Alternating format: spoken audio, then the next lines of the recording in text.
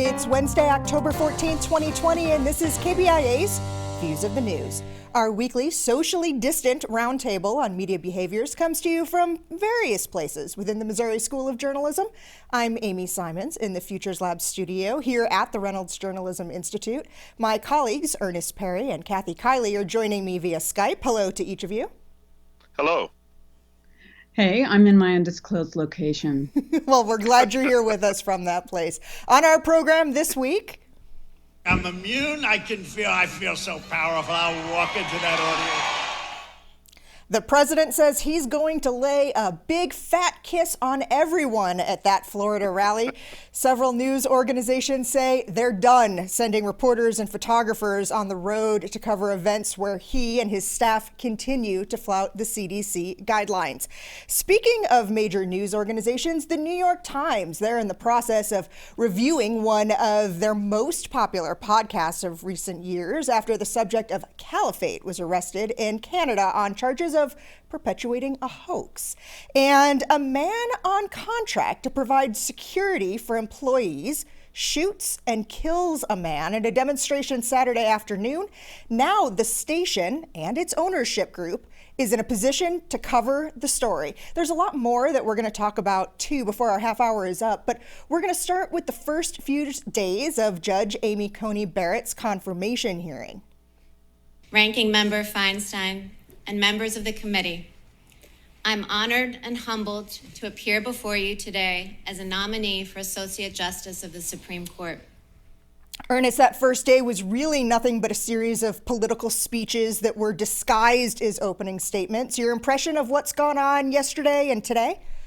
I think what we're seeing is pretty much what we expected. I mean, what I found surprising was that Lindsey Graham pretty much took the time that he had and turned it into pretty much a political commercial for himself in his battle for to keep his Senate seat in South Carolina.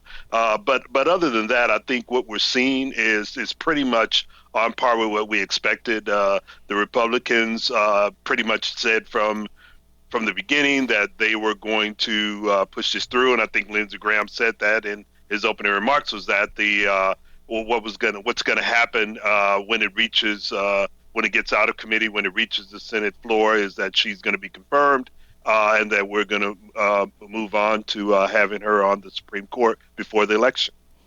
Kathy, what were some of your thoughts? Well, I think one of the striking things about this hearing, it's kind of jumping off what Ernest said, the timing of the hearing, the fact that senators are stuck in Washington and a vice presidential candidate at a time when they normally would be out stumping on the campaign trail, I think speaks volumes about what the political situation is in Washington. The fact that Lindsey Graham, who really is very vulnerable, it looks like he could be knocked off. It would be an upset of enormous proportions, but the polls and the fundraising suggest he is vulnerable.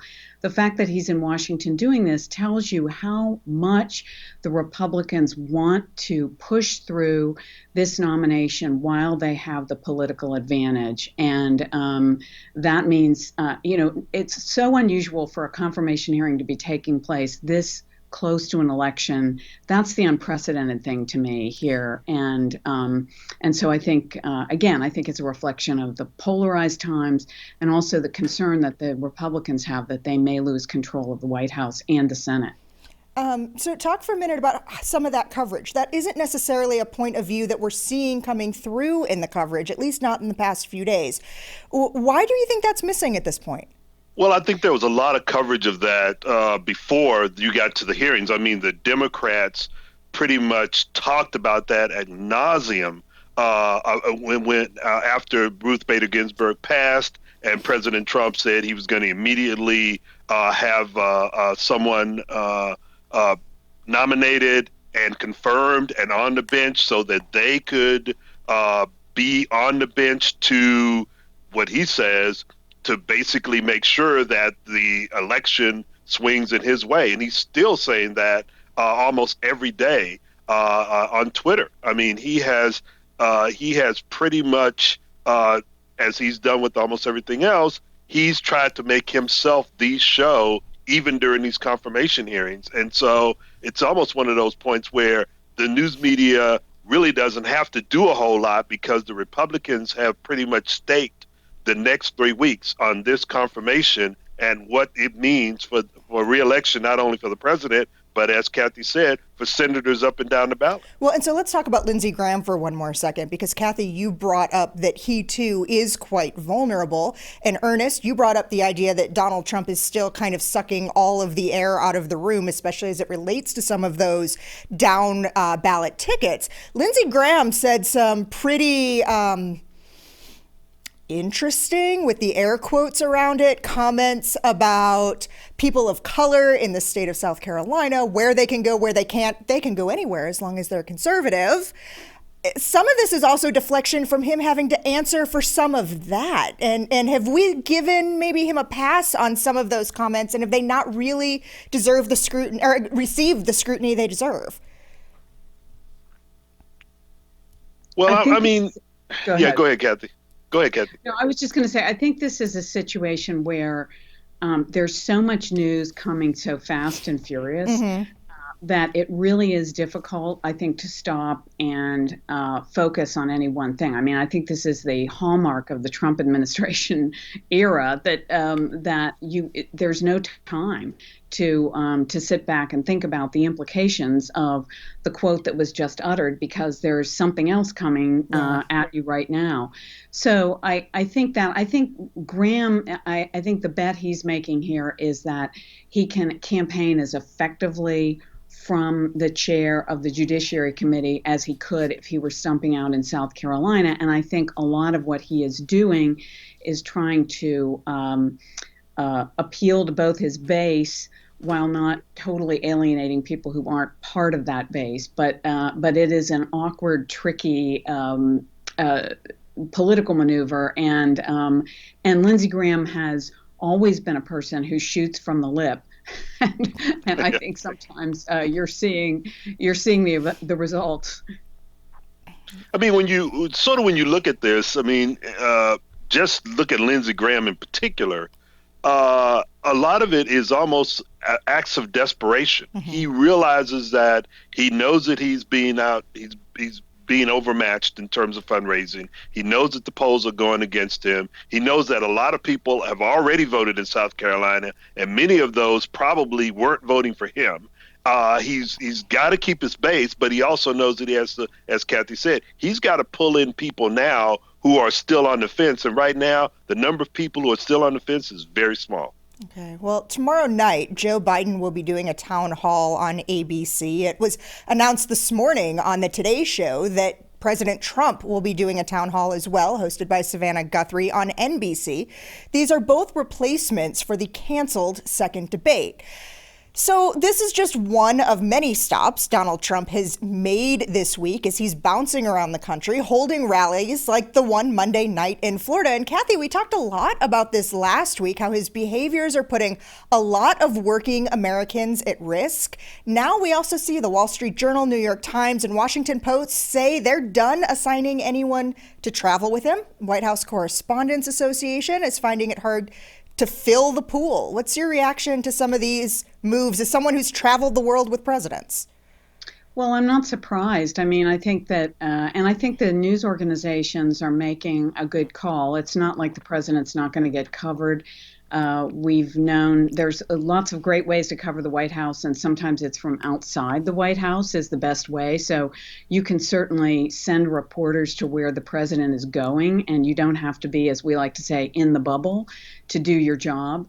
And that may be and I was going to say it may be healthier, but I mean that in a literal sense, because this White House, as we said last week, has not been accepting of the reality of COVID. And if people are walking around, Air Force One is very close quarters, and people are wandering up and down the aisles without masks, I don't blame the press for not wanting to be part of that. And I would think that at this point in a lot of news organizations, it's almost like going into a combat zone. You're free to say no. So, Ernest, this does create a sticky situation for a lot of reporters having to choose between covering a major event, kind of like going into combat, which could have significant consequences for our nation, but also protecting their personal health and health of their families. When you talk about going into a combat zone, you don't risk giving a deadly virus to your children or to your parents or to other loved ones. This really does put people in a much tougher position because of the ripple effect that decision could have. I mean, I agree with that, but I think Kathy's right. I mean, the press has come up with some pretty ingenious ways of covering this White House in particular, that doesn't require them to be physically within the bubble, as Kathy said, of what's going on in terms of the White House traveling party.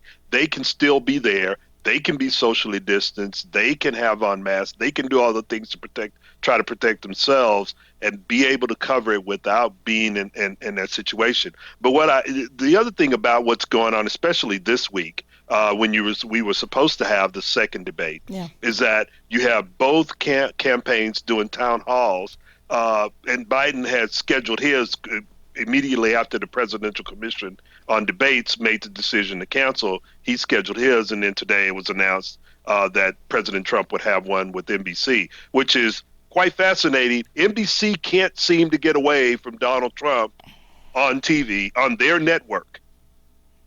As we all know, The Apprentice was on their network. Was on their network, and here we go again. And it's like, there's just so much similarities here that you kind of want to go, man, NBC, you're taking a chance again. And people are going to point that out. That is going to be used not only against the president, but it's also going to be used against NBC by some of its rivals about how this network, whether you're talking about the entertainment side or the news side, can't seem to get away from highlighting or putting Donald Trump, be he the president or be he the reality TV star, on their network. Kathy, I saw your smile light up when Earnest said that, and the idea of NBC not getting away from Donald Trump and giving him that space and that time on the air. Do you think on any level that it could also be about NBC News trying to somewhat separate itself or provide some level of balance to the left-leaning punditry that's on MSNBC?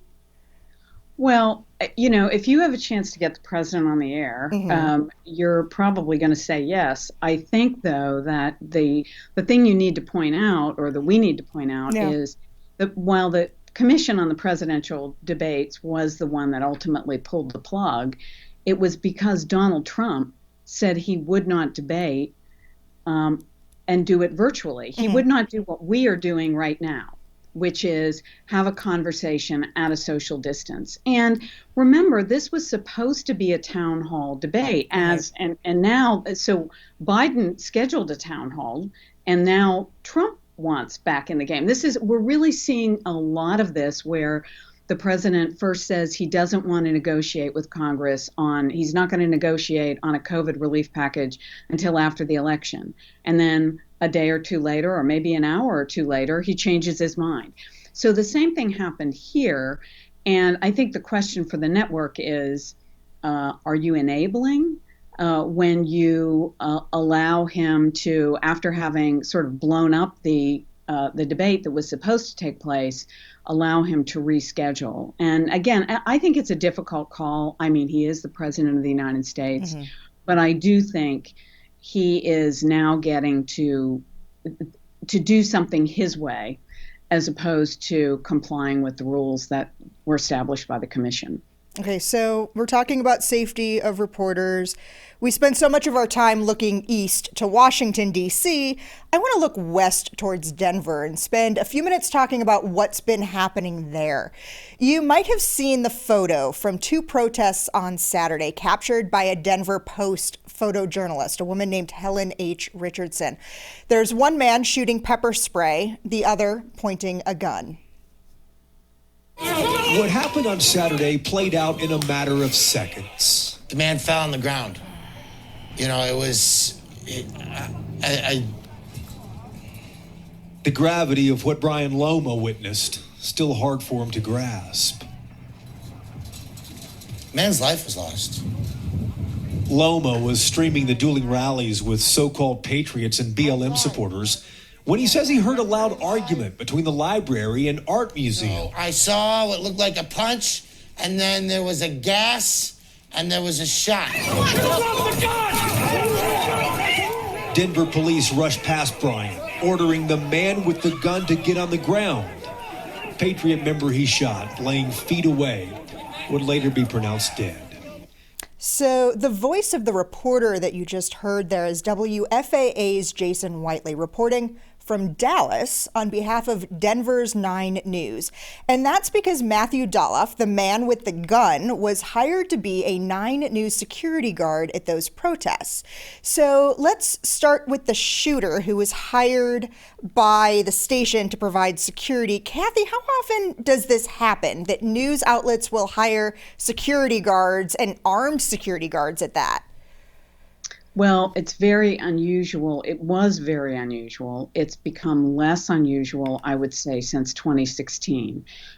Prior to the last presidential election, really the only time news organizations hired security guards was when they were sending reporters into places like Iraq.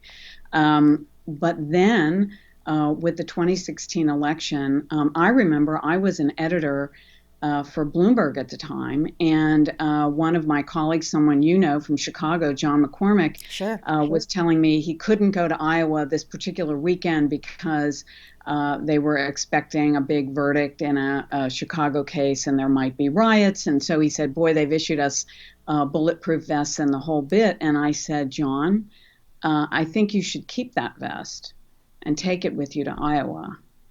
And he kind of laughed, and I said, I'm not kidding, because I was concerned about not so much the rhetoric from Donald Trump himself, because I think to the president, or I'd like to think, then the candidate, for Donald Trump, that's a shtick. You know, he likes to target reporters. It gets the crowd riled up.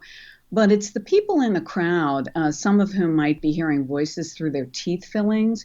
You know, that's the people I'm worried about, the people who will hear those words and act on them. And so I think since 2016, you've seen, and as I say, I was one of them, more editors getting concerned about the safety of reporters. And that is what's led to this very tragic situation. The person's qualifications are also, and background are also being called into question. He was not licensed to be a security guard in the state of Colorado. That has led to some questions maybe about the responsibility, potential negligence on the part of 9 News in hiring him. The station, Earnest, has made the decision not to cover the story itself and to rely on a sister station within the Tegna ownership group, clearly in an effort to separate itself and provide transparency. In your opinion, does asking the WFAA newsroom to cover it on its behalf go far enough to do that?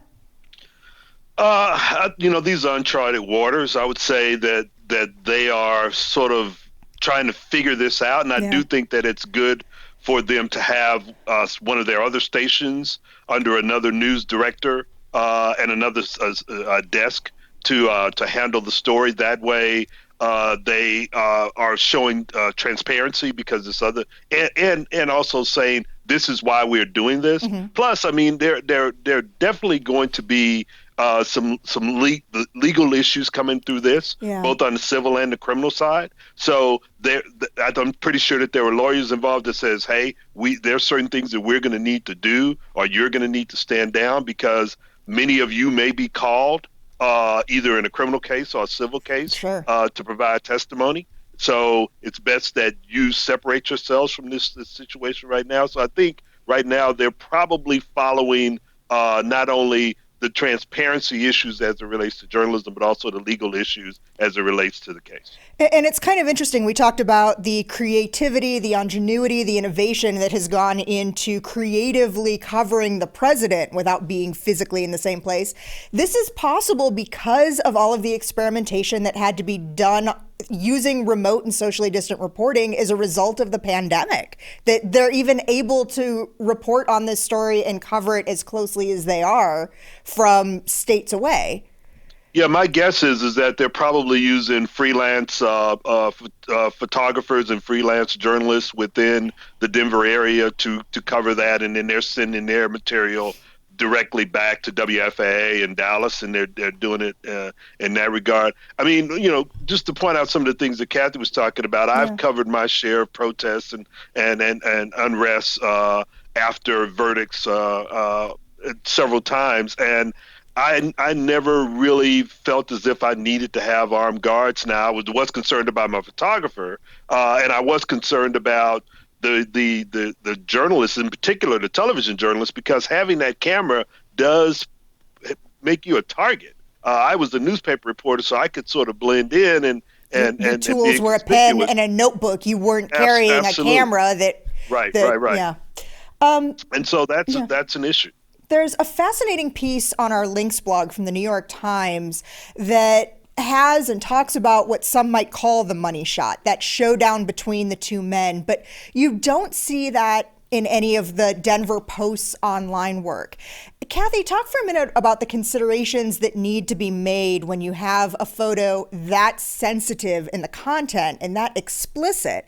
How does proximity kind of play into the decision making when you publish a photo like that and when you hold it back? Maybe put it on a wire for someone else to use. Yeah, well, obviously, in Denver, Colorado, there are people who would know the victim and family members. So I do think you said it, Amy, proximity is everything here. So I think, newspapers and news organizations are part of the communities in which they exist. And you have to have some sensitivity to that. So I think there's always a balancing act. In this case, there may be some legal considerations too. We just don't know.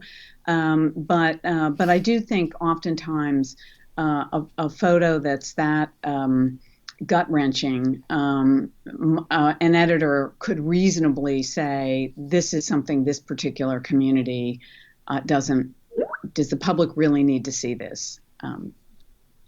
Okay. So let me ask you this one. What is it that they say about a story that's too good to be true? The New York Times is finding itself in the hot seat after the main subject, that central compelling character of its hugely popular podcast, Caliphate, was arrested in Canada and charged with perpetuating a hoax. Kathy, fill us in on all the details here. Well, I'm having flashbacks because I was at USA Today when we were confronted with a very similar situation. And back in 2004. It really reminds me. We found out that one of the reporters who had been a star traveling reporter was making things up. And as in that situation, from what we're reading, the New York Times brass had plenty of warnings from its beat reporters. So the idea here was that this reporter who created the podcast had these amazing interviews with this Canadian jihadist who talked in very gruesome, grisly detail about atrocities he had committed. And, it was reportorial gold, so much so that some of the other reporters were questioning it. Now, I think sometimes bosses can hear what they want to hear and can dismiss concerns as professional jealousy. But I think what we learned at USA Today, and I think may be the case here, but there were a succession right around the time of USA Today's problems. There were a succession of cases, one at the New York Times with Jason Blair, one at the New Republic with Stephen Glass, and then USA Today and Jack Kelly. And all three of those cases had a common thread, which is that none of those were beat reporters. They were not people who had to go back to the same well over and over again. And if you are a beat reporter and you have to do that, if you make a mistake or misquote somebody, you better correct it or people are going to stop talking to you. So it's a kind of self-enforcing virtuous cycle. The problem today is that with the macroeconomics of the news business, there are fewer and fewer beat reporters. Mm-hmm. So if you're parachuting in and you're just one and done on a particular topic, it's a lot easier to cut corners and start getting away with things. And the experience I had at USA Today suggested that it's a slippery slope. One little exaggeration leads to another and another, and the New York Times story is sounding eerily familiar. Okay, well, before we go, one last thing I want to touch on. The news may be good or bad. We shall tell you the truth. When the Voice of America went on the air in Germany on February 1st of 1942, it made that promise to tell the truth. Now, 5 former officials are accusing the government agency's CEO of manipulating that truth and using it to spread a pro-Trump agenda abroad. I gave myself a tongue twister there. Kathy, I wanted to ask you more about this last week. We didn't have time, and since you and I first talked about it just the littlest bit, there has been a lawsuit filed. Catch us up. Well, the Voice of America since June, when it got a new executive director, has been in complete upheaval. There have been dozens of reporters who are foreign reporters recruited by Americans because of their language skills to broadcast into their home countries where free speech is at a premium. They have been told their visas are not likely to be renewed. So it's almost like leaving the translators behind in Afghanistan. You're kind of betraying people who have been helping to spread America's message. And then there have been these huge funding withholdings, I would say. There's one organization within the Office of Government Media, U.S. Office of Government Media, that actually creates apps and tools for democracy activists to use. And this new director, who is a Trump and Steve Bannon ally, has been withholding money from it. So it's there are even Republicans, very conservative Republicans, who are upset about this because they see it as undermining America's mission throughout the world and undermining our soft power internationally. So, Earnest, talk for a second about how we can keep this as something that our audience, our listeners would be interested in. They hear Voice of America and maybe eyes glaze over because that isn't a product that is legally available to us here. And I think that's part of the issue here is that here in the United States, we don't know a lot about Voice of America because it is one of those governmental entities that is meant to be used outside of the country. And thus we have an issue in terms of being able to understand what this issue is about and try to help to keep this entity alive. Okay. Well, thank you very much, both of you. We are just about out of time for this week. I would like to thank everyone for spending the last half hour with us today. You can read more about each of the topics that we talked about. You can watch some of those videos and audio that we also played within this program. You can see that on our links blog. That's reachable under both the programs and podcast tabs on kbia.org. We are also available wherever you get your podcast downloads, including iTunes, Spotify, and Stitcher. You can like us on Facebook or follow us on Twitter. Our handle there is @Views on KBIA. These are all great ways to watch and listen to our program again, leave comments and questions, see previews of what we'll be talking about next time, and more. Our thanks to RJI's Travis McMillan for directing today's show and Aaron Hay for handling the audio. Tim Pilcher composed our original theme music. I'm Amy Simons. Be sure to join us again next week when we're back with you for another edition of Views of the News.